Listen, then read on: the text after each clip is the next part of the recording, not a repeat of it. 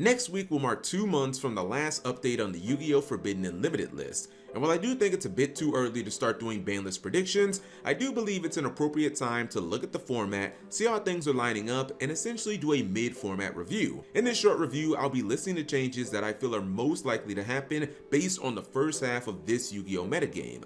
For the record, I don't see the next ban list dropping until right before Phantom Nightmare, and definitely after the next YCS that's going to be held in Bologna. As it stands right now, I see a relatively small list, but definitely larger than the previous one, so let's start with the banned cards. I have 4 cards banned, 3 I feel very confident about, and 1 is a really sneaky wishlist pick, which actually isn't what this video is supposed to be at all, but just bear with me here. I'll pair the first 2 banned cards together because they're always played in the same deck and basically have the same degenerate effect. These cards are Kelback the Ancient Vanguard and Yugioh the Ancient Sentinel, or the Millers as they're often referred as. These cards are both played in Tier Element and basically the most powerful cards in the entire deck. My issue here isn't with Tier being a big combo deck that ends on a bunch of strong disruptions, because we have other decks like Vanadium and Infernoble that also fit that bill, but rather how Tier goes about it. When other combo decks try to do their plays, it feels like they have various choke points in which you can try to disrupt them to minimize their explosiveness or potentially stop them. If you don't, or maybe you make a mistake, they get to make those strong boards. Very SOP. However, with the Millers in the picture, when Tier attempts to do this very same thing, it feels incredibly sacky and very luck reliant. For instance, you can try to stop a Tier player a couple or a few times with hand traps or other disruptions, only for the very last card that they mill to end up being a Yugioh or Kelback, in which all hell breaks loose and an avalanche of fusions is going to come crashing down on your head. This feels incredibly frustrating and should feel unrewarding for the Tier duelists themselves, as both players know that if it was any other card, the outcome of maybe even the entire duel could be completely different. I also don't like how the Millers affect both players' stacks, which is honestly just terrible card design to begin with. These cards are already both banned in the OCG, and despite Tier not being the best deck here currently in the TCG, I think it's going to get hit the hardest. Next is Hot Red Dragon Archfiend King Calamity. I have a full dedicated video on that card that I made some time back, and that video is probably going to be released within a week of this video. But yeah, this card definitely has to go. Centurion is finally here, and it probably makes Calamity better than any deck prior to it. Calamity is just a straight up game ender in most duels it's summoned, which is already a problem in itself. However, now it can be set up in under 5 summons, has an archetype that does it with just its engine, and for once, that archetype isn't a complete glass cannon combo deck that can't go second. In fact, Centurion isn't a combo deck at all. It can easily FTK the opponent going first, then turn around and just hand trap the opponent to death, or just play normal when going second. My point here is that the card has always been fairly problematic, but now we're probably going to be seeing it in a legitimate meta contender, which is the worst thing possible. Lastly is Neospace and Aqua Dolphin. I understand that this one is very improbable and it's not very likely to happen, but I think it definitely should. For the record, I have no issues with Infernoble as a deck outside of this very specific card. Let me just first say that I'm very much against hand ripping in general in Yu-Gi-Oh, but that's especially true when your opponent gets to see your hand, which ironically has been somewhat of a specialty of the Infernoble deck when you also take into account Smoke Grenade of the Thief.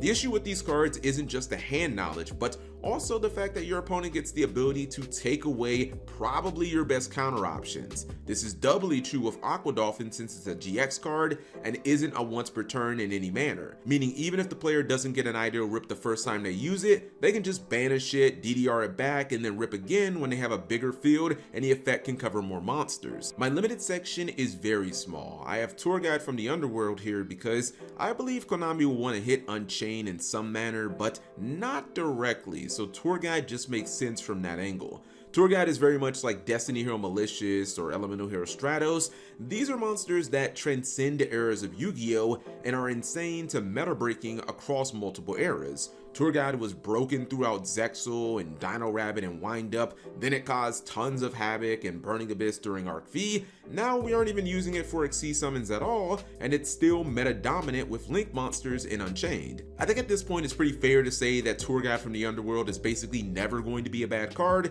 and monsters that generally fit that description, once again Elemental Hero Stratos and D Hero Malicious, tend to just yo-yo on the ban list between limited, semi-limited, and unlimited status.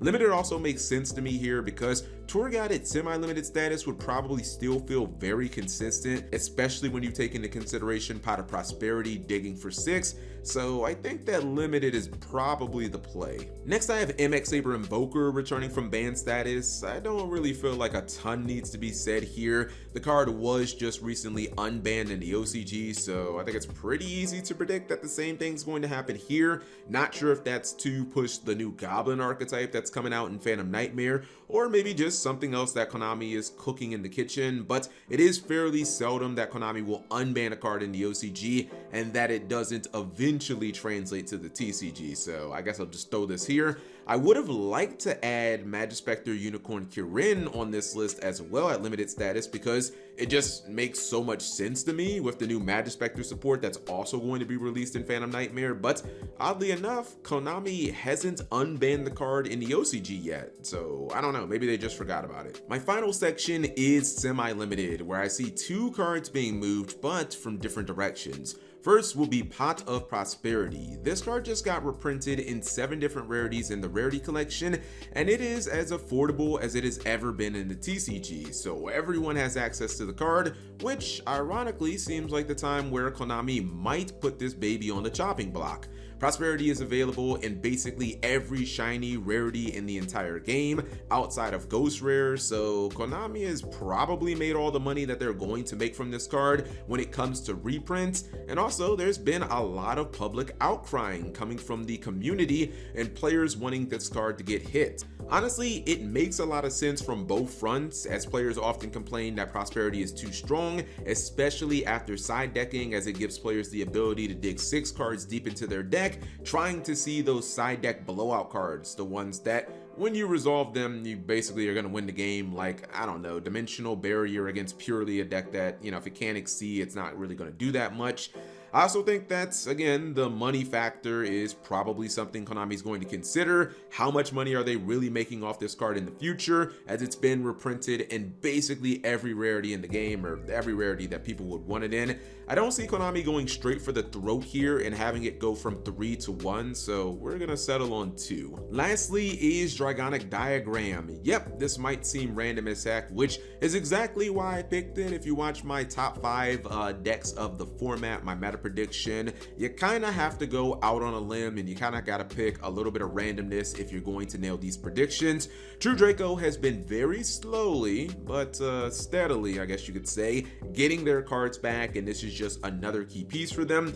I don't think at this point anyone is really afraid of this deck anymore, and Fire Kings wouldn't be caught dead playing this card because they just have so much support, especially with their new structure deck. So I personally can't really see the harm. I think that it's going to be some time before TCG Konami gives us more Card of Demise, or especially Masterpiece, the True Draco Slaying King, so I think they're just going to settle on Dragonic Diagram, and that's going to be the card that they move up to keep the few players who still like True Draco, you know, interested in the deck, or at least feeling some type of happiness that they're, you know, they're not being completely forgotten. But what do you think? That's what I want to know, and leave that in the comment section below. Also, what are you guys feeling right now in terms of the FNL list? Keep in mind, again, this is not a full ban list prediction because I still feel like I really just don't think Konami's gonna drop a ban list with YCS Bologna coming up. So I feel like the ban list is probably, like, you know, maybe a good 7 weeks away, but I feel like if it happened right now, this is some of the stuff that they would do. Anyways, thank you guys for watching, as always.